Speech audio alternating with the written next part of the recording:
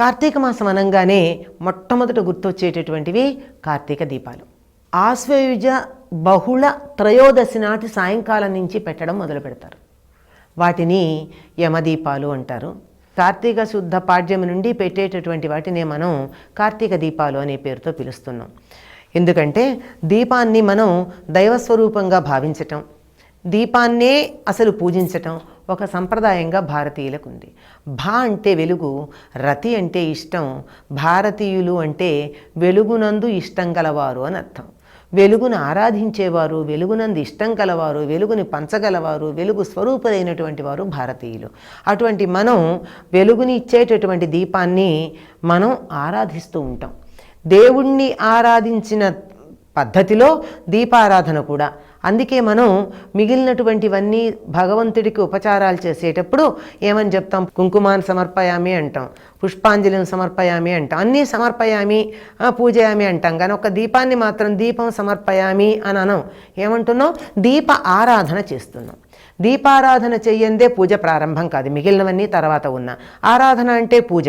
ముందు దీపాన్ని ఆరాధించి జ్యోతిస్వరూపంగా ఉన్న భగవంతుడిని ఆరాధించి నామ రూప అతీతుడైన భగవంతుడిని ఆరాధించి ఆ తర్వాత మనకి నచ్చిన ఇష్టదైవాన్ని ఇష్టమైనటువంటి రూపంతో ఇష్టమైనటువంటి నామంతో ఆరాధన చేస్తూ ఉంటాం.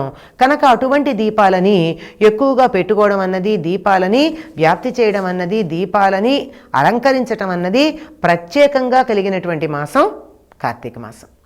ఈ కార్తీక మాసంలో దీపారాధన ఎందుకు చేయాలి, ఎందుకు చేస్తామన్నది మనకి చాలా విశిష్టంగా కనిపించే అంశం.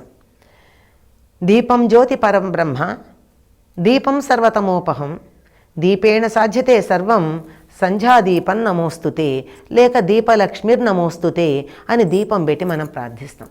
మామూలుగా అయితే దీపలక్ష్మిర్ నమోస్తుతే అన్న, సంధ్యా సమయంలో దీపం పెట్టేటప్పుడు సంధ్యాదీపం నమోస్తుతే అని ప్రార్థించుకుని దీపాన్ని పెట్టుకుంటూ ఉంటాం. ఈ దీపాలు పెట్టడం మిగిలిన సమయాల్లో మనం ఎప్పుడు పెడతాం, ఎక్కడ పెడతాం? దేవుడి మందిరంలో దేవుడి దగ్గర దీపం పెట్టుకుంటాం, ఉదయం కానీ సాయంకాలం కానీ. అయితే ఇంకా కొంతమంది తులసి దగ్గర కూడా దీపారాధన చేసేటటువంటి సంప్రదాయం ఉంది. ఒక్క కార్తీక మాసంలో దేవుడి దగ్గర, తులసి దగ్గర మాత్రమే కాక ఇంటి గుమ్మంలో కూడా దీపం వెలిగించి దారి చూపించటానికి దీపాన్ని వెలిగించే పద్ధతి ఉంది. దీనికి కారణం ఏం చెప్తారు అంటే, ఇది ఇంకా దక్షిణాయనమే గనక పితృదేవతలు దిగి వస్తూ ఉంటారని, పితృదేవతలకు ఎంతైనా తమ వంశంలో వారి మీద ప్రేమ ఉంటుంది.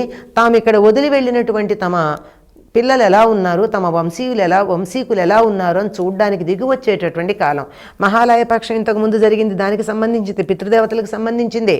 అందుకే దాని అవశిష్టంగా వారు దిగి వచ్చేటటువంటి సమయంలో వారికి దారి చూపడం కోసమనే సంధ్యా సమయంలో దీపాలు పెట్టడం ఒక సంప్రదాయంగా వచ్చింది అని ఒక పద్ధతిలో మనకి చెప్తారు, ఒక సంప్రదాయం చెప్తారు. అదే యమదీపం పెట్టడం అనే పదాల్లో అన్నిట్లో కూడా యమ తర్పణాలు ఇవ్వడం, ఇవన్నీ దీపావళికి ముందిచ్చే యమతర్పణాలు, వీటిల్లో ఉన్నటువంటి అంతరార్థం అదే. అంతేకాకుండా శరదృతువు వచ్చేటప్పటికీ వెన్నెల ఎంత చిక్కగా ఉంటుందో చీకటి కూడా అంత చిక్కగా ఉంటుంది. ఇంత చిక్కగా ఉన్నటువంటి చీకట్లో దారి తెలియకుండా ఉంటుందేమో బాటసార్లకు కానీ, మన ఇంట్లో వాళ్ళే బయటికి వెళ్ళినా కానీ అని చెప్పి తప్పనిసరిగా దీపాన్ని పెట్టడం, గుమ్మంలో దీపం పెట్టి ఇక్కడ మనుషులు ఉన్నారు, ఇక్కడ ఇళ్ళు ఉన్నాయి అని తెలియచెప్పడం అన్నది ఈ దీపం పెట్టడంలో ఒక సంకేతంగా సామాజిక స్పృహ అనేటటువంటి దృష్టితో చెప్పేవాళ్ళు ఉన్నారు. ఎందుకంటే వానలు వెనక పడతాయి, చలి ఇంకా రాదు, వేడి లేదు, ప్రయాణాలు చేయడానికి కానీ, యుద్ధాలు చేయడానికి కానీ, దండయాత్రలు చేయడానికి కానీ, విహారయాత్రలు చేయడానికి కానీ, తీర్థయాత్రలు చేయడానికి కానీ తగినటువంటి కాలం గనక అలా చేసేటటువంటి వారు దారి తప్పకుండా తొందరగా చీకటి పడుతుంది పైగా ఈ కాలంలో. అటువంటి సమయంలో ఒకవేళ అనుకున్న దూరానికి వెళ్ళలేకపోయినా దారి కనపడడానికిగా ఉపయోగపడుతుంది అని చెప్పి గుమ్మంలో పెట్టడం కాకుండా ఆకాశ దీపాలు పెట్టేటటువంటి సంప్రదాయం కూడా మనకు కనపడుతూ ఉంది.